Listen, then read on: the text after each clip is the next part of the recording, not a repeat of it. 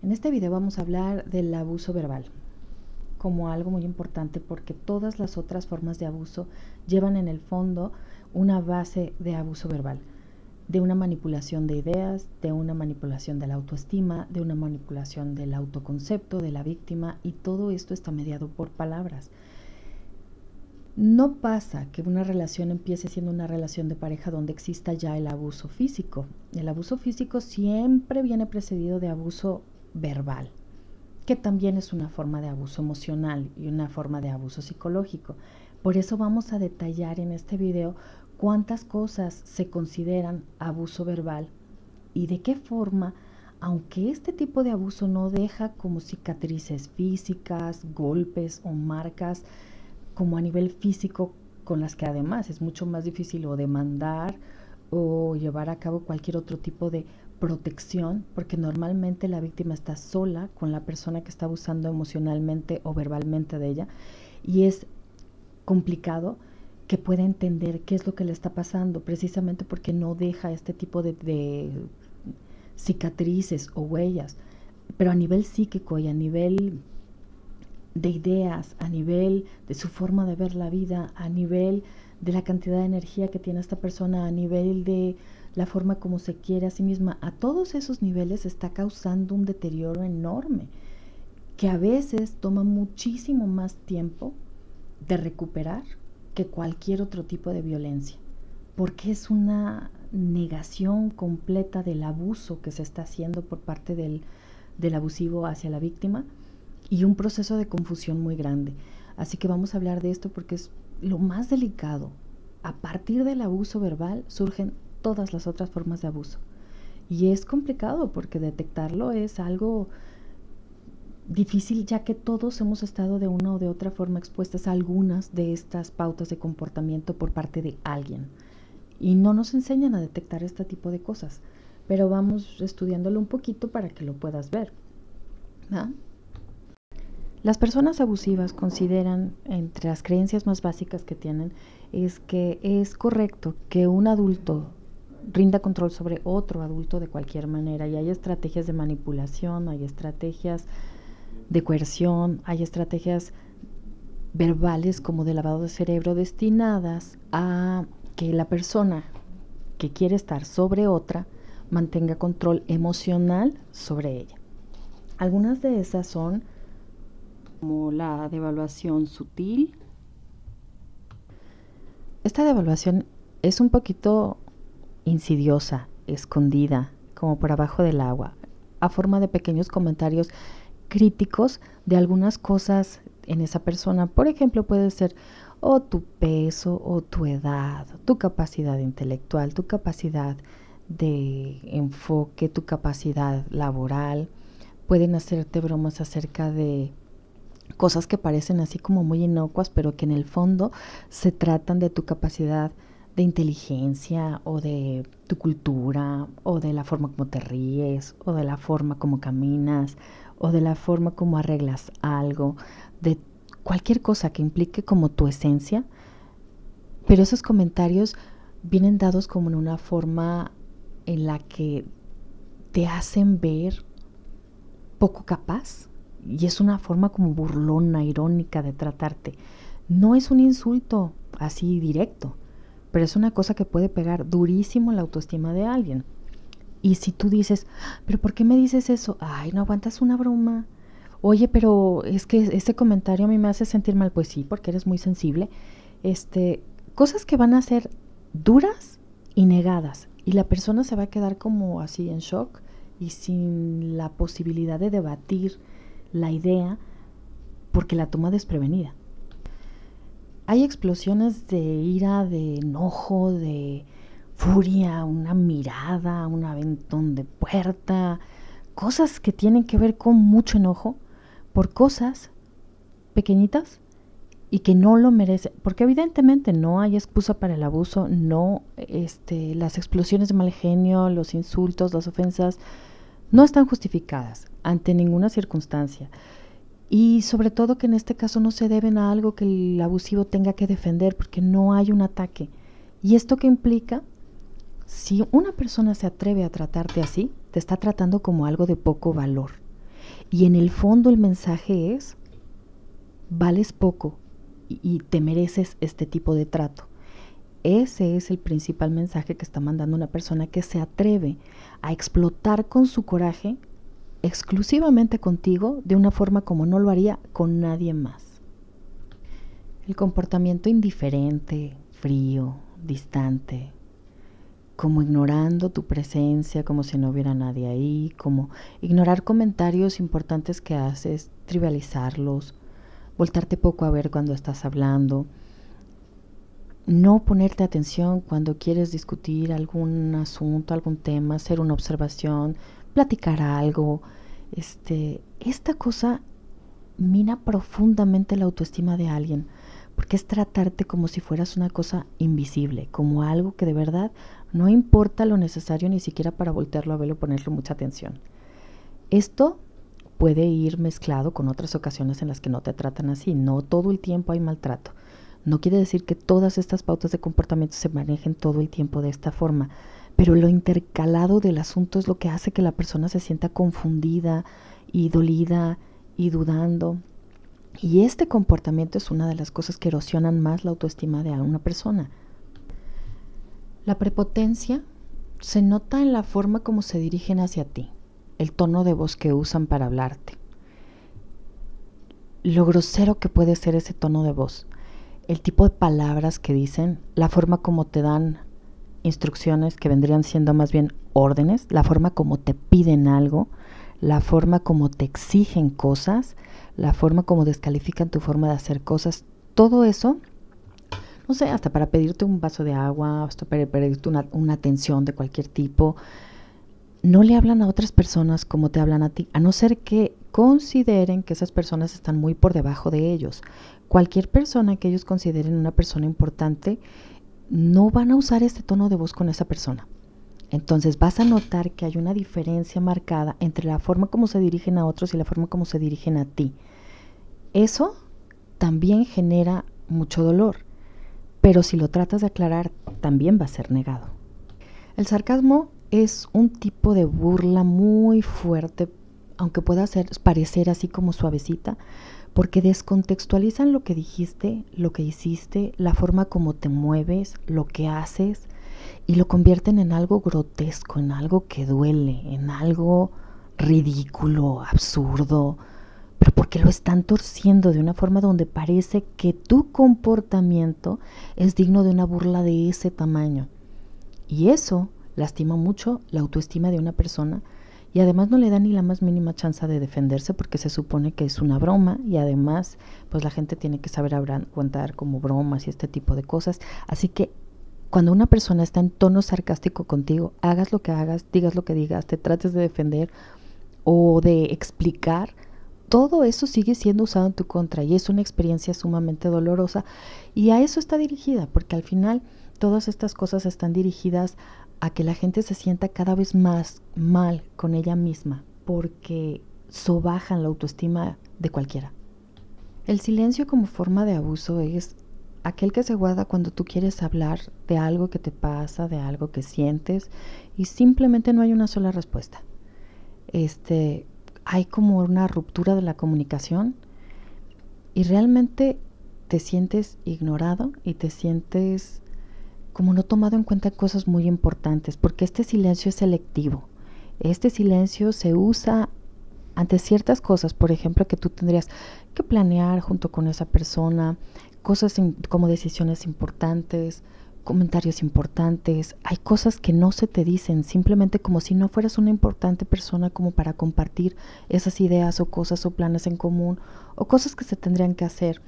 También se te impone, porque si tú quieres tocar temas que a ellos no les gustan, se acabó la conversación, no hay más y ya no hablemos de eso, porque eso es algo que ellos no están interesados en hablar en ese momento. Entonces se convierte la plática exclusivamente en temas que ellos quieren hablar y no temas que a ti te parecen importantes o relevantes para la relación en ningún sentido. Y eso es también tratarte como alguien que no es importante. De modo que es una cachetada, es un golpe, es una forma de abuso.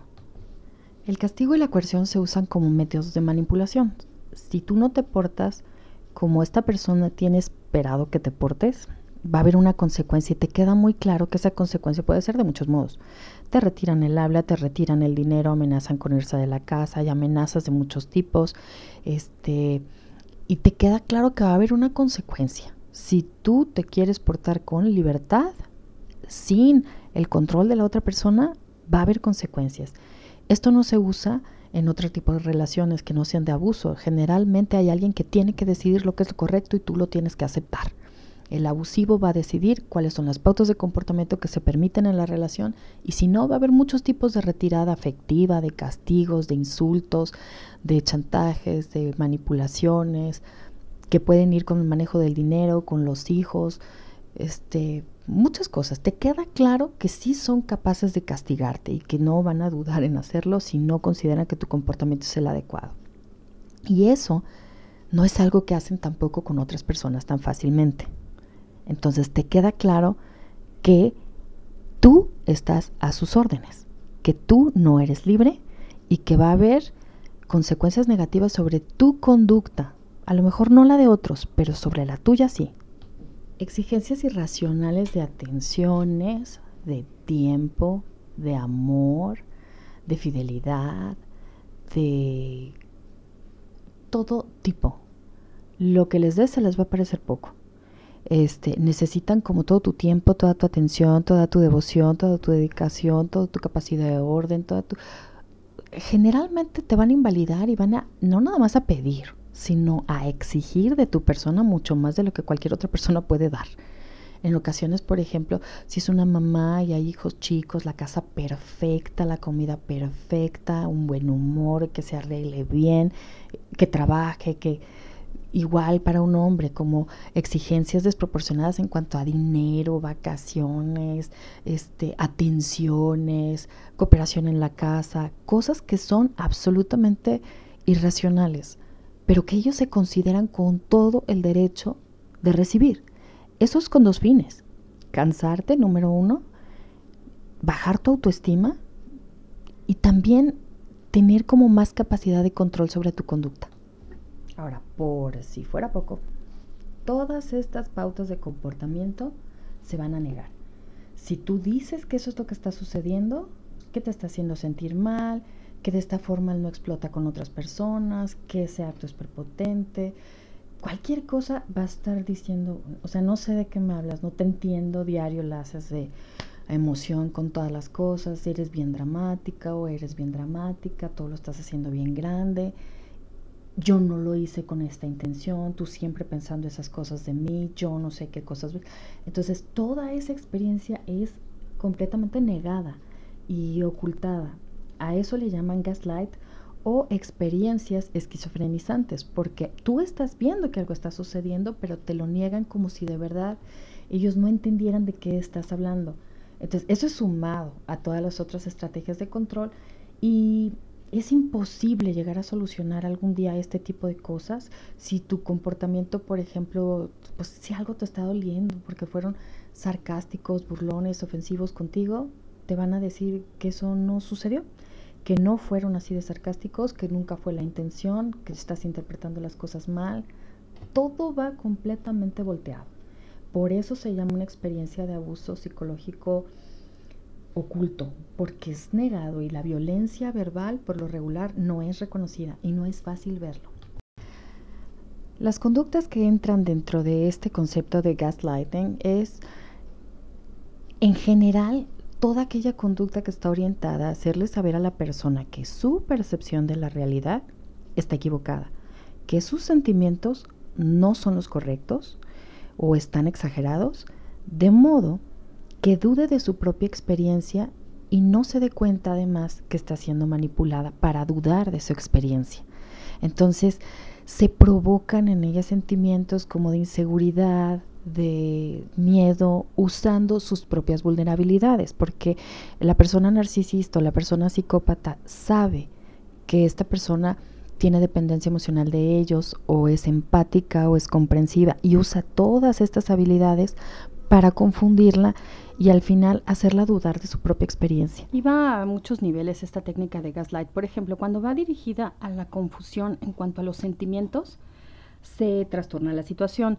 Vamos a poner un ejemplo. Tú ves que la persona con la que estás está francamente enojado y te está viendo con ojos de rechazo y tú ves como un reclamo en su mirada. Pero a la hora que preguntas, ¿pasa algo? ¿Estás enojado o estás enojada? No sé de qué me hablas. Tú siempre quieres buscar problemas en las cosas. Estoy normal. El tono de voz no dice estoy normal, los ojos no dicen estoy normal, la actitud no dice estoy normal. Hay un mensaje que alcanzas a ver, pero a la hora que tú quieres aclarar lo que ves, para ver si lo que ves es cierto, se te niega. La negación es lo que provoca la confusión, porque tú claramente estás viendo una cosa y la persona te está diciendo otra, pero como asegurándolo. Realmente cuando esto sucede en una relación con mucha frecuencia, empiezas a dudar de por qué estarás tú interpretando como enojo cosas que el otro dice que no es enojo. Empieza a pasar, por ejemplo, cuando la persona dice, no sé cómo es que yo digo cosas que no son lo que quiero decir, porque el otro asegura que tú dijiste algo, alguna cosa en algún tono grosero, alguna cosa hiriente, alguna cosa despreciativa, cuando tú no recuerdas haberlo dicho o no recuerdas haberlo dicho de esa manera específicamente. Entonces hay una confusión en cuanto a tus intenciones y tus sentimientos y él asegura decir que tú tienes otras intenciones y otros sentimientos distintos a los que tienes. Esto provoca mucha confusión en la relación e inseguridad en la persona que está recibiendo esto. Por ejemplo, pudiera ser que hacen una broma muy fuerte acerca de tu inteligencia, tu peso, como, ay, esos comentarios, qué milagro, qué preparadita. Normalmente no piensas tan elevado. Parece un halago, pero es un insulto. Y a la hora que tú dices, óyeme, no me digas así, pues qué, te estoy diciendo algo bueno, el comentario estuvo bien. Entonces, todo este tipo de confusión va hacia las ideas.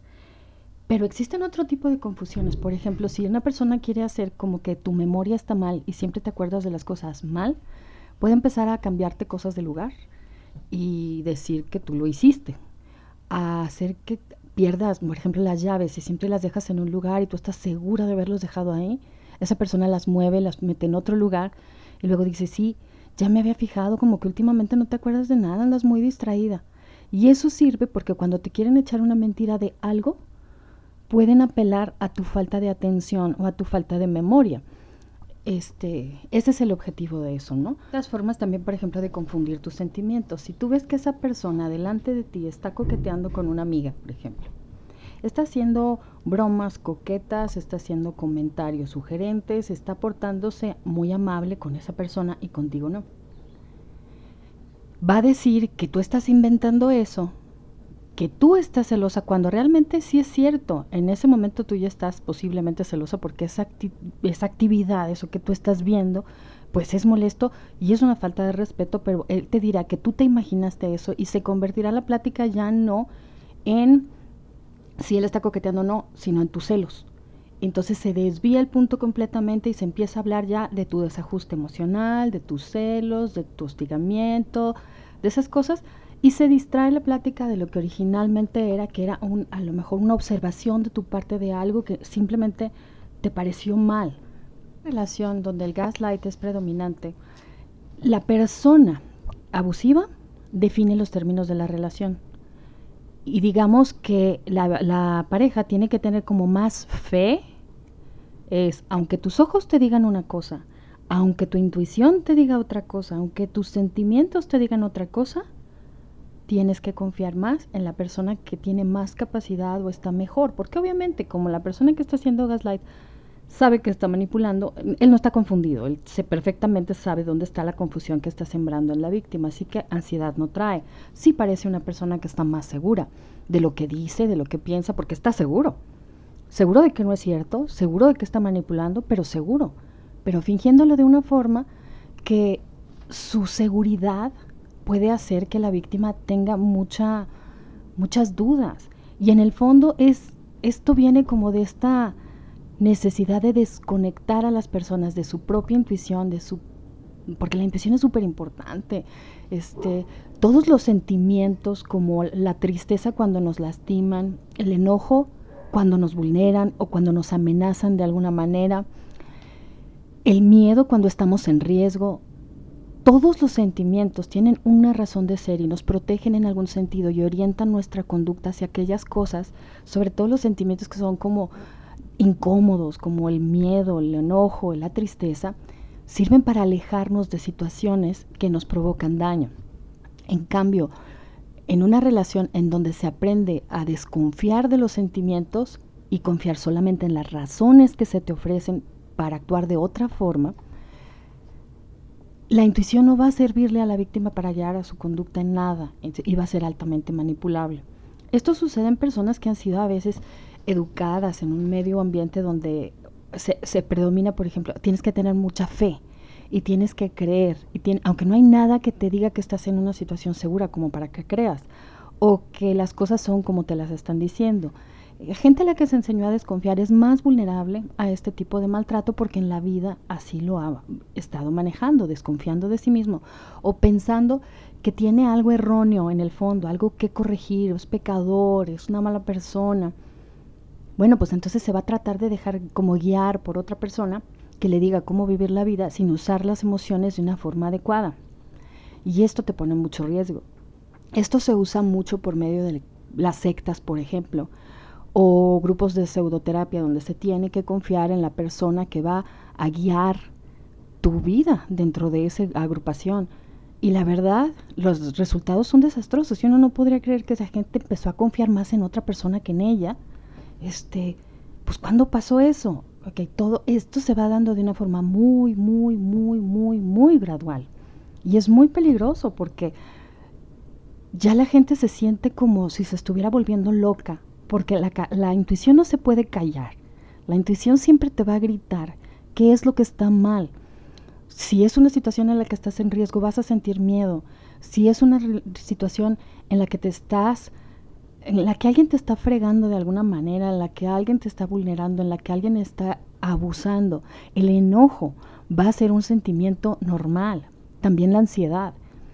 Y la tristeza da cuando alguien te lastima. El dolor es algo que sucede cuando otra persona te lastima. Si te enseñan a desconfiar de todos estos sentimientos, las salidas a la situación tóxica que estás viviendo te las bloquean.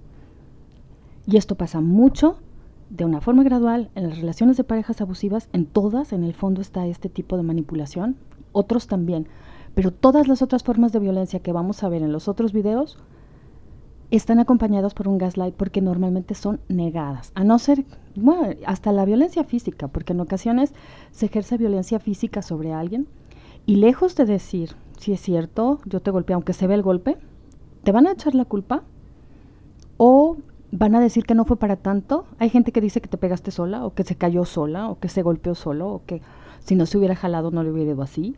Se justifica todo esto de formas en las que pareciera que la culpa está en ti, no en la persona que está abusando, y que tú estás exagerando. Constantemente en todas las interacciones tóxicas, el mensaje es, tú estás exagerando.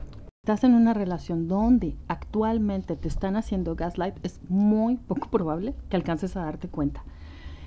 Casi siempre te das cuenta al haber salido de esa relación y voltear hacia atrás y entender las cosas desde un punto de vista en donde ya tomas en cuenta tu intuición y al estar lejos del victimario, que es el generador de confusión durante un tiempo. Esa distancia es muy importante para poder ver. Ahora, es difícil entenderla porque no nos enseñan este tipo de cosas y cómo se hacen y no es fácil detectar cada una de las cosas, pero hay indicadores emocionales, esos que vienen de tu intuición, que te dicen si estás en una relación donde hay gaslight o maltrato encubierto. Vas a sentirte dudar cuando algo pasa, de si es eso pasó, si es él, si soy yo, si quién fue, si por dónde empezó, como mucha duda de por qué echas tanto a perder las cosas, por qué provocas estos estados emocionales en la persona a la que quieres. Entonces sus agresiones te agarran por sorpresa, no te las esperabas por lo regular. Ese tipo de comentarios dolorosos vienen así como a destantearte y a no estar segura de a qué corresponden o si siquiera fueron reales, ¿no? Si de verdad te ofendieron tanto o tú eres muy sensible o empiezas a dudar. Eso es lo más importante. Percibes una doble intención. Digamos, a veces ves en sus ojos rechazo y dice que te ama. Así que es como ver el rojo y el verde prendidos en la misma esquina en un semáforo, tú no sabes si te pasas y provocas un choque o si te detienes y provocas un choque. Para donde sea que te muevas o no te muevas, vas a provocar un choque y eso genera muchísima ansiedad. La ansiedad es lo que siempre se va a provocar en las víctimas de las relaciones abusivas, de abuso encubierto, de gaslight y de maltrato verbal. Hay otras estrategias que no son gaslight, que también se pertenecen al maltrato verbal, que vamos a ver en algunos otros videos, pero en general son estas sensaciones de confusión y ansiedad. Parece que nunca ves bien la situación, siempre la ves de más o de menos. Total, no sabes ya en qué confiar. Casi siempre tienes miedo, ya a veces hasta como de hablar exactamente lo que ves o tocar algún tema particular con la pareja, porque va a haber un rollo de confusión complicado y empiezas a tener este tipo de reacciones de miedo ante la discusión. Todo lo que antes era claro, ahora es confuso.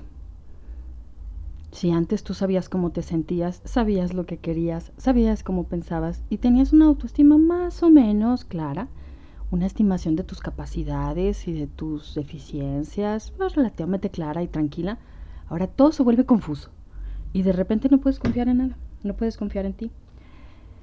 Va a pasarte también que te encuentras pensando obsesivamente en cada una de las interacciones y pláticas generadoras de conflicto dentro de esa relación, tratando de entender cómo fue que las cosas terminaron así, porque no te queda claro nada.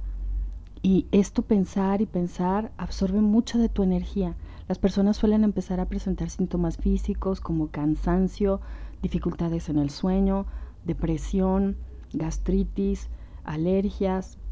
Empiezan a tener también síntomas pues de deficiencias inmunológicas y a lo mejor caer en algún tipo de infección y algo con más probabilidad, porque es un esfuerzo físico y mental sostenido por tratar de entender cómo a que las cosas acaban tan mal y tú no te das cuenta ni cómo empiezan, cómo es que perdiste la memoria, cómo es que no te habías dado cuenta que estabas tan mal antes de que esta persona te lo hiciera ver, antes de que esta religión te lo dijera, antes de que este grupo te dijera. ¿Cómo es que confiabas tanto en ti? Y eso es algo que se va a perpetuar el tiempo que dure la relación psicológicamente abusiva. Entonces, si estás sintiendo mucha ansiedad, si todo empieza a parecer confuso, si parece que nunca hablas lo que quieres hablar y oyes cosas que no existen y dices cosas que tú sabes que no dijiste, el otro niega cosas que te dijo, que tú sabes que sí dijo, pero empiezas a dudarlo, esto es parte de la negación tipo gaslight de todas las interacciones verbalmente abusivas. Y estás confundido por otra persona de forma deliberada, organizando todo esto como con una estrategia para que pierdas la confianza en ti.